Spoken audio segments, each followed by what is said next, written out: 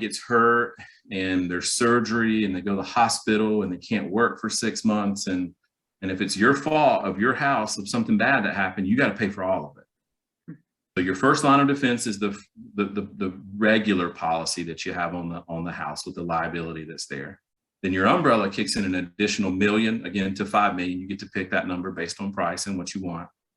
And what that will do will extend those medical payments, but it will also give you court costs, lawyer costs, awardances, and settlements as well. So if you are found negligent, that you knew there was bad knob and tube wiring in a house and it caught fire and these people lost everything and somebody's burnt really bad and they're going to be out of work for a year and all these surgeries and it's 1.2 million and they sue you for that. Your underlying policy, $500,000, pays up to that, and then that other $700,000 comes out of your umbrella, and they take care of it with just like $1,000 deductible. These umbrellas, if we're not involving people's auto insurance, like if you have 4 rentals that we're going to put under it, plus your primary residence, $400 a year maybe, or $1 million. So it's not not crazy expensive. But a lot of people are hesitant to get them because A, they don't know what they do. And B, when they're underwriting their deals, they haven't thought when they get bigger that they have more exposures to more people, that they need more coverage because the chances of the liability issues become greater. And so if you just put budget, And is it easy as you grow to just keep throwing those rentals under that umbrella? Okay. For us, it's literally, we send it to our service team. Here's an address, stick it on there. It changes the rate, and the next month when you're making your payment, it adjusts. I mean, it's about as easy as it gets. All right, you kind of mentioned knob and tube, so I was going to kind of talk about kind of problem areas to look out for. So I know knob and tube is one of them. Sometimes plumbing, other little things that may cause our premiums to go higher. So what are some of those things that we need to look out for? Yeah, knob and tube is a big no-no. It's probably the #1 reason that the houses burn down. And so during your inspection phase, make sure you have your person check and see if there's active knob and tube. So that's the key. I was going to ask you that, because it's like the inspectors point out every single time they see one of those little knobs, but then I get my contractors up there and they're taking pictures of where it's cut. It's definitely not active. But when they ran the electric on the whole house, they didn't, they stopped it, but it's still laying there. So that's what we always need to determine if it's active. Active knob and tube's a big deal. Of the 50 carriers that we have in Indiana, I think 3 will take it. And if we have to use one of those 3 with the knob and tube endorsement, you're going to pay double to triple. Is that something that if we purchase a house that has that, but we're already planning on taking care of that? I mean, do we still have to go with the higher premiums, and then once it's taken care of, then we can adjust? Me, my guess is if you have like a knob and tube house, there's probably some other cosmetic things that you're going to have to do. So we probably put you in a 2-month rehab policy, and you pay your $400 maybe for 2 months, and then when it's all done and your tenants are getting in, we switch you to the other one. Perfect. That way, like for instance, if it did catch fire because of the knob and tube during all of that, like you could still have it covered. Is there anything else like that, plumbing or foundation or something like that, that really kind of jacks up the premiums? Yeah, I mean, the other one that you have to watch out for, some of the older homes and the galvanized piping that's there.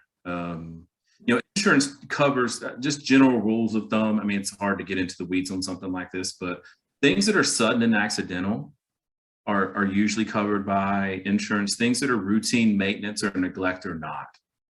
And so, that's where if you have like galvanized piping and it's really old and you start getting those little like pinholes in it and the thing starts leaking, well, usually the water that comes out and the damage it's done is covered. But then to like go in and replace the pipes, they go, no, you have 100-year-old pipes. Like that's a maintenance thing. You need, and insurance won't cover that. So you just watch out for those because it can just cause headaches further down the road. Okay. What are some other things that we haven't discussed yet that are kind of notorious for investors in Indianapolis that you keep coming across? Yeah, I think we've covered most of it. The only other thing would be is if you start to grow a large portfolio, there are some insurance products where literally you can send us like an address. We set you up with this particular company. and we look and go, okay, it's 1,000 square feet. We're gonna insure the thing at $130 a square foot, so 130,000. We just throw that address onto your current standing policy. So it's like a list of houses, and it's the same rate every time based on the amount of coverage. And so for some investors, when they got 50 houses, something like that is better. It's called scheduling. So we can schedule houses that way. That's a pretty neat thing when you become a big investor. That can be super helpful. But before you get to that, I think the biggest thing, quite honestly, whether people would ever work with me or not, is you need to build a team of people you trust.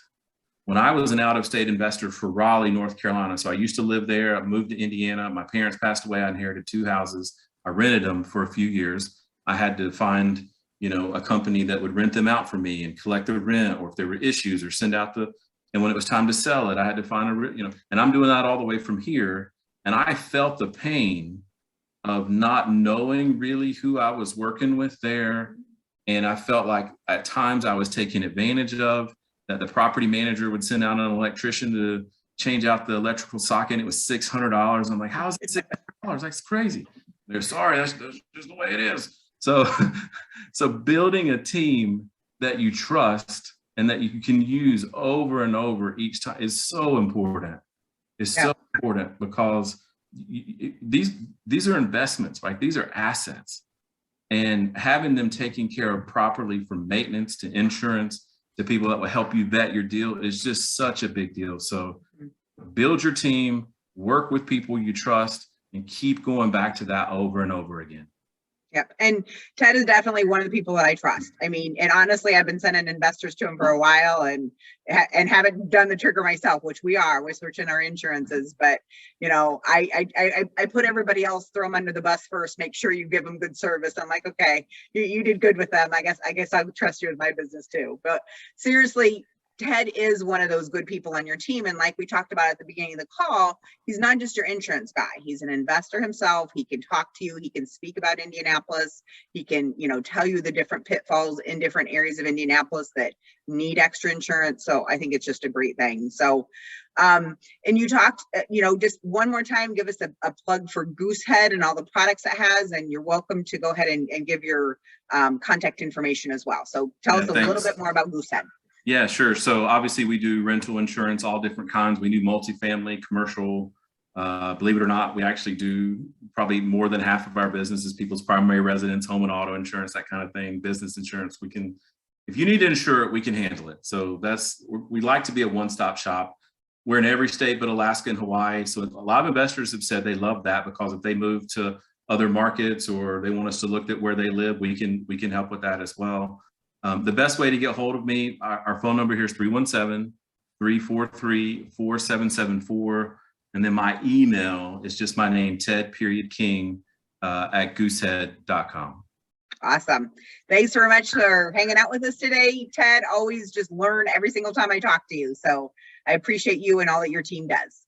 Same to you. Thank you. It's good to see you. All right. Have a great day. Take care.